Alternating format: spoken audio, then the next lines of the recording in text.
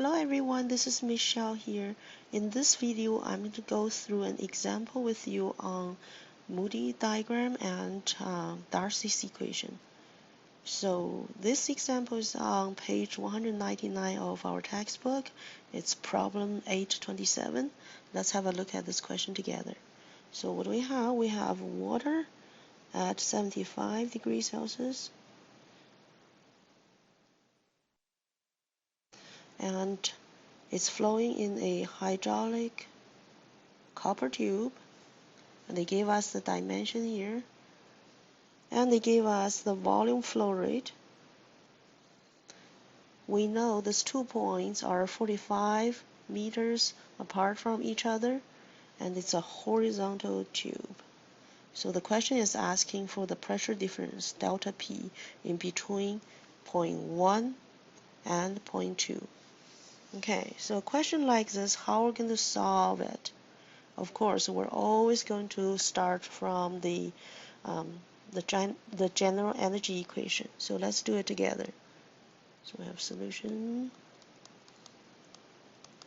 We're going to start with the general energy equation. So we have P1 over gamma plus Z1 plus V1 squared over 2G. And then energy added, energy removed, energy loss, and this equals to P2 downstream over gamma Z2 plus V2 squared over 2G. Okay. So let's see in this equation what we have. Well, this is a horizontal tube. There's no other components in this, so we don't have any we don't have any energy added into this system, so we can cross off HA. And we don't have any energy removed from system, so we can cross off HR. And what else we can do is this tube is a horizontal tube, so in this case Z1 should be equals to Z2. So we should be able to cross off Z1 and Z2 at both sides. And this is a steady flow system. The dimension of the tube doesn't change. And in this case, V1 and V2 should be the same as well. So V1 equals to V2. And if that's the case, we can cross off the other two parts here. This two can be crossed off in the equation. Okay, so now this equation is simplified. What we can do is we're going to reorganize this one. So we have P1 over gamma, and I'm going to move this P2 over gamma to the other side, so minus P2 over gamma, and that equals to take the HL and move it to the right side, so we have HL. That's what we have. Now rewrite this equation again. We have P1 minus P2 over gamma, that equals to HL. So therefore, we have the pressure difference in between 1 and 2, and that should be equals to gamma times HL. So if we can find out the energy loss, HL, the head loss in this system, problem solved, right? Alright, so now let's see how we're going to calculate HL. HL, we have to use Darcy's equation, and it's written like this. We have HL equals to the friction factor and times the length over ID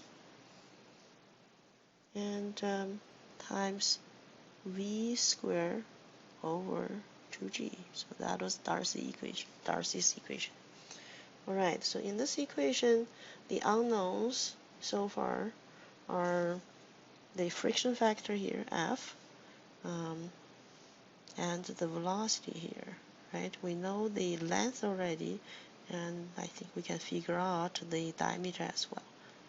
So now let's do the velocity first.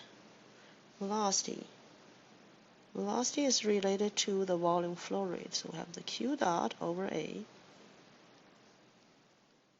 And the Q dot is given in this question. So Q dot is 12.9. And let's put the units here. It's liter per minute. Okay. And this area here, area for this copper tube, and the dimension is, let's have a look at it again. So the dimension is 15 millimeter OD times, this is a 1.2 millimeters wall. Well, you probably can do the calculation to find it, but in this textbook they actually give us a table there. Let's have a look at this table together. So we have this table. It's on page 503 in our textbook, and this is about the hydraulic tubing and the steel and copper, which is exactly what we want. And we're looking for the one is 15 millimeter OD and 1.2 wall thickness, right? So that is the one here. This is the right dimension. And then we know the flow rate, the flow area here is this 1.27 times 10 to the -4. Okay, so I'm going to copy this number into my calculation. Okay, so this is 1.247 times 10 to the -4, and this is meter square. Okay, now we need to do some unit conversion here. We need to change liter to meter, and we need to change minutes to second. So now here, 1 meter cube equals to 1,000 liter, and we know 1 minute is 60 seconds.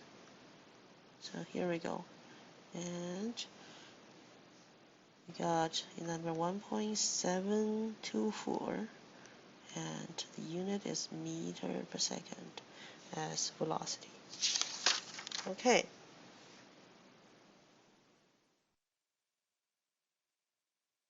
The question also gave us the length L. Okay, let me remove this.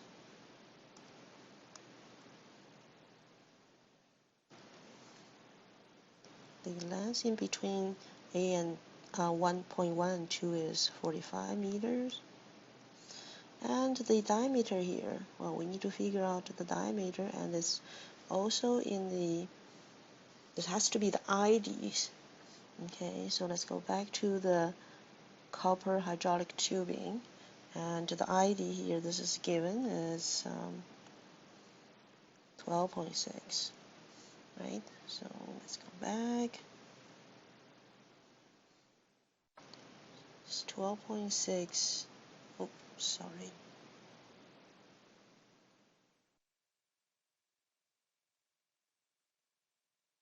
.6 millimeter. Okay, now the question comes with how we're going to figure out the friction factor F. And if you can remember, friction factor F is dependent on the Reynolds number and the roughness. Right, so let's go through that. How we're going to calculate Reynolds number. Reynolds number, the equation is like this. We need the velocity, the ID of the tube, and we need density, we need dynamic viscosity. Okay, well, we can find out all those properties for water, or we can rewrite this equation because the dynamic viscosity divided by density is kinematic viscosity. So this equation can also write like this. So V, D, and then on the bottom here we can write this kinematic viscosity. Okay, so where can we find the kinematic viscosity? This is on our property of water table, and the question says this water is 75 degrees Celsius. So here, 75 degrees Celsius, and kinematic viscosity is 3.83 times 10 to negative 7 meters squared per second. So we're going to use that. And also I want to read this specific weight gamma here is 9.56. Okay, we're going to use that number later.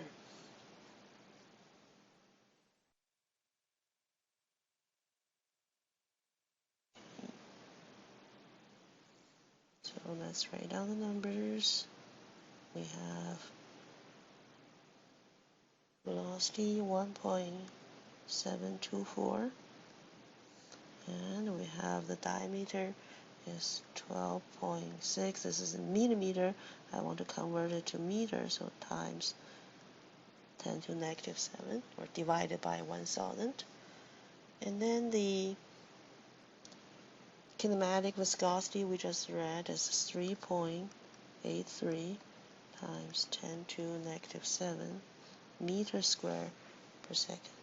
So now this gives us a calculation, 56,716 as Reynolds number. And I won't rewrite this number. This is 5.67 times 10 to 4 scientific format. And well, Reynolds number, this number is larger than 4,000. So what kind of flow we are having? We're having turbulent flow, right? Turbulent flow. Alright, if this is turbulent flow, we need to find out the d over epsilon, the relative roughness factor as well. So d over epsilon, d is the ID of the tube. ID of the tube, we read it in that copper tube table. So this is 12.6 times, this is in millimeters, so times 10 to negative 3 converted to meter. And then we have this roughness number, and this number is on page 185 of your textbook. And if you look at this one, we're looking for the copper tube. This is the material here. And the roughness, we need the SI unit, so 1.5 times 10 to negative 6, and that unit is in meter. Alright, so now let's go back.